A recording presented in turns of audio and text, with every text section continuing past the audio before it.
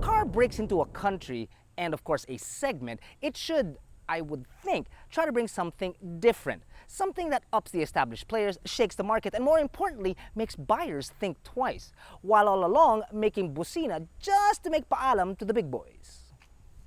Now in the case of SsangYong, they may have broken into the SUV segment quietly with all four wheels turning, but they are looking to kick ass and take names with this, the 2019 SsangYong Rexton 4x4.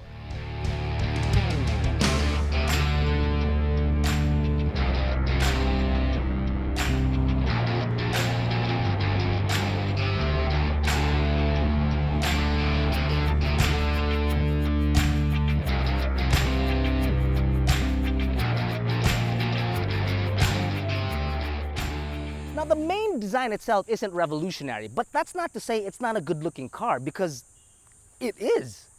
It's got curves and squares in all the right places, like up front. You got LED DRLs, HID projectors, LED fog lamps, and a big X in the center that divides all the compartments, just like its brother the Muso. Oh, and if you missed that review, come back later after this one and click here to check that one out.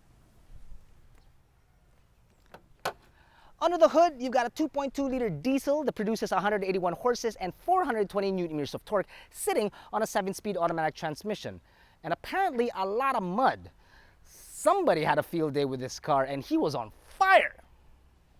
Just to be clear, Vincent and I didn't do this, okay? Just letting you guys know. The height and its other dimensions are just millimeters off of what the current 7-seater SUVs in our market have. But this guy's got broad windows up front and in the back, which are absolutely great. Repeaters on the side mirror. It's got flat dimples. I know that kind of sounds odd, but it is. Flat dimples found above the front and the rear wheel wells, which I gotta say bode really well for the car. It's cruising on 224 millimeters of ground clearance, and it's got disc brakes all around. And now the mags. 20s, yes. Uber shiny, no. Even Vincent said they look like they came from an era of spinners, and I think he's right. These would have been jacked back in the day, but today, not so much. Now the rear has a very wide and roomy vibe thanks to the rear glass and even wider body. Open the power tailgate up and it will reveal just enough space with the third row up for all of our things. If you fold that, obviously that thing triples, and if you fold even the second row, hey, room for a swimming pool. Okay, sorry, didn't mean bring up a sensitive topic. The third row, to be honest, is, well, typical for its class, better for under-tall people, but the elbow room is quite good. There are two drawbacks, however. It's bad enough that you're sitting in the third row, but there are two drawbacks. Number one is that the second row doesn't slide forward, so whatever room that you have here is permanent. And number two, there are air vents back here. Unfortunately, they are only located on one side. That kind of sucks.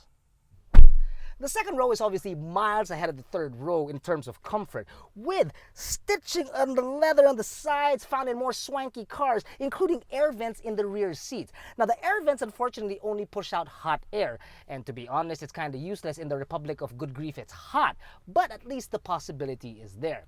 Now toys all around the cabin you've got bottle holders, air vents, a charging point, AC outlet, and the best looking cup holders in an SUV that I've ever seen. That's actually pretty nice. As mentioned, the seats do not slide forward, but the room is ample, and so is the shoulder room for 3 large adults. Now both driver and passenger are treated with power seats that are ventilated so that cold air can pass through them, which is an absolute treat. Now once in your driving position, you've got a sunroof, moonroof, you've got a 7-inch touchscreen infotainment system with Android Auto and Apple CarPlay, you've got a well-displayed air control right there, and a feel-good touch dashboard just like the seats. Now there are some scratch-heavy plastics found in the center, but actually I can forgive that because my attention is rather here in the center.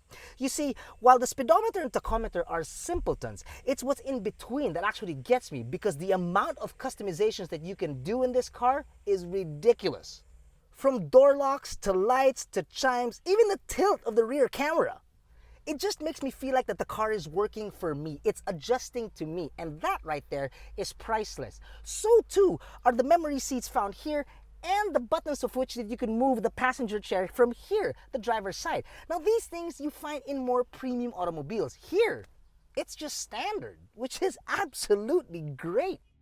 The SsangYong Rexton comes equipped with 6 airbags, ABS with EBD and brake assist, traction control, hill start assist, hill descent control, proximity sensors for the front and rear, and a backup camera.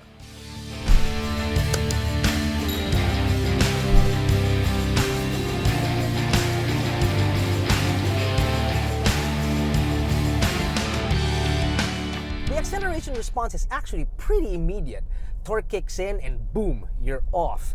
It's got a sense of youthful exuberance in its giddy-up.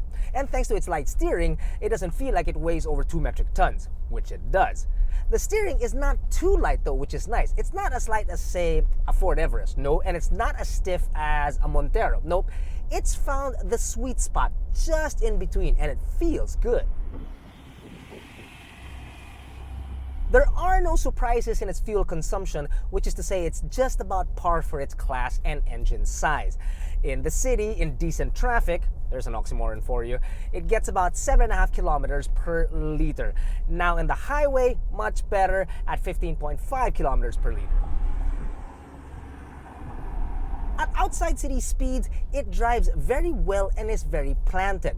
The firm but cushioned seats combined with the suspension make for a pleasant drive. Now it is still a body-on-frame after all, so the main thoroughfares of our capital will prove to be a little bit bouncy.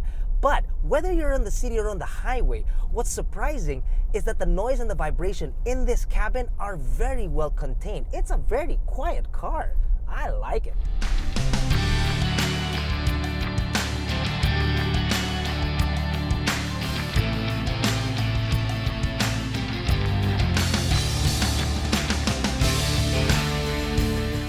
The 2019 SsangYong Rexton is pegged at 2,230,000 Philippine pesos. Now some people may be taken aback thinking, who is this new kid on the block that is asking for so much?